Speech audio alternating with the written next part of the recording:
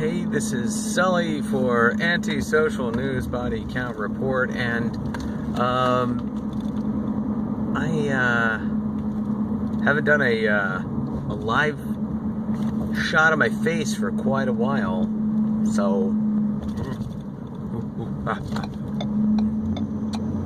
yes, you haven't got to see my gorilla mug for quite a while. So here it is. Enjoy, soak it in. I apologize. I've been having some OBS studio issues, and I've been out and about a lot. So I wanted to make sure that I had my daily upload on point this week. So I've been getting them up in the afternoon, and I would have had this one up in the afternoon. At lunch, I recorded this all. I thought I recorded it all on my OBS studio, and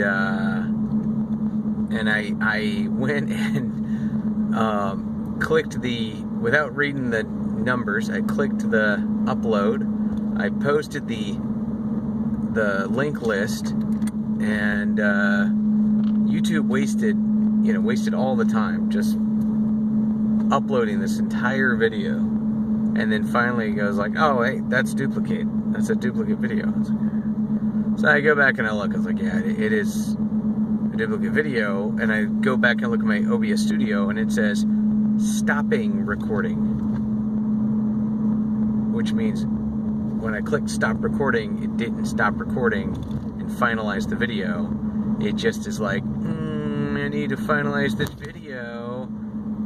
Infinite loop of trying to finalize the video, which means I wasted my time today, and I passed it along to you by wasting your time talking about it. It's the gift that keeps on giving. The body count report for Thursday, October the 19th, 2017. Yeah, let's do this. Let's do this. First, there's a follow-up to the Marawi story. Yesterday, the thought was they've cleared out the main bad guys. They've killed most of the big leaders of the organization, but there might still be a big money man out there. So today, it's now assumed that the money man is dead. So check out that link. First link in the link list is update 20 Maute terrorists killed in Marawi clash and money man believed to be dead. And then we have another story that is a follow-up on Israel's relationship to Hamas and the Palestinian Authority, since there is the newfound friendship or revived friendship between Hamas and Fatah. So check that link out. It is about the U.S. backing Netanyahu in his push to have Hamas disarm themselves. And that makes sense. If Hamas wants to be considered a legitimate organization, a legitimate leader of the people, they can't be holding arms against Israel, routinely attacking or making violent threats against Israel, which is what they do. It's their job at the moment as a terrorist group. That is what they do. Internationally recognized terrorist group, by the way, too. Okay, now we have a follow-up from Malta.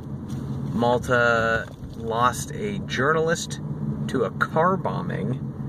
Pretty shocking situation earlier this week.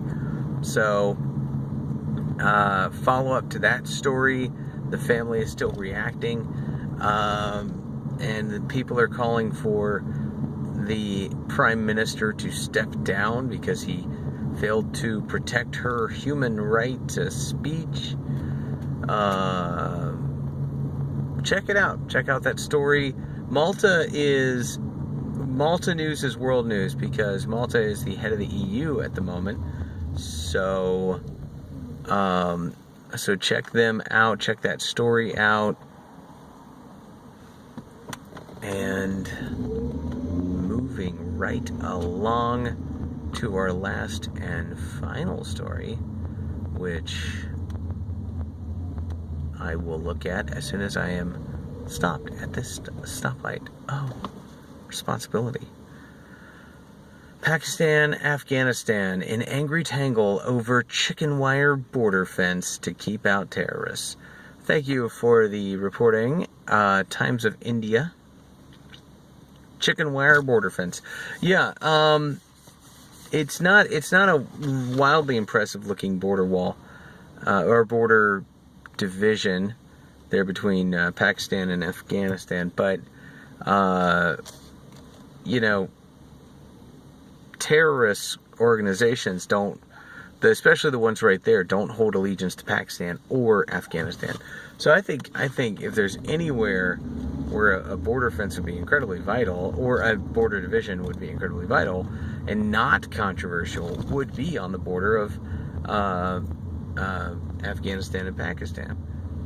So it's interesting to see a story about it being controversial. A country that deals with terrorism on a regular basis, like Afghanistan, and another country that deals with terrorism on a regular basis in a very organized way, Pakistan, and I mean, a border division doesn't seem controversial at all. It seems like something they should have defined very clearly. And if you want to project some American view on this, which I always discourage, I think you should look at foreign stories in the context that they are in, because that does bother me whenever Americans just constantly try to say, well, where's Trump in this story? Where's the Democrats versus the Republicans in this story? Where's my side of things? How do I relate myself to this? You know, and it's like, you're a human. That's how you're already in it. You already should be able to relate. When you see another human with all the human parts walking around, you should be able to be like, oh yeah, that's my species. I can relate. But if you must try to project our issues, America's issues on the world, I would look at this story and sort of think, if the Pakistan-Afghanistan border chicken wire fence is controversial, just keep that in mind. If you are a border wall supporter, which I don't have any problem with it, with the concept of America having a border wall. I just I saw the Penn and Teller bullshit episode on it, so I sort of feel like yeah, they made some really good points about it being a silly division, but I do think it is an American sovereignty issue. It's basically something to show the world, like, America exists as a country with borders, with laws, and it's more symbolic than anything. And that being the case, I get why people want it, but I also get why people don't want to spend $1 trillion on it. You know, it's yeah, hopefully that's an exaggerated number, but the stuff people want to do down there to basically put a symbol out there to the world is pretty astronomical number-wise. And as Penn and Teller showed, it might not stop your average illegal from scooting right through. Okay, so we've discussed how even non-controversial fences could be controversial, and then the controversial offenses might be exponentially more controversial to some people. And because I said the word controversial, this video is 100% demonetized, I'm sure. No, I'm kidding, but YouTube does automatically yellow $ my videos, so hopefully this one, which is just me talking about 4 news stories, won't be automatically demonetized.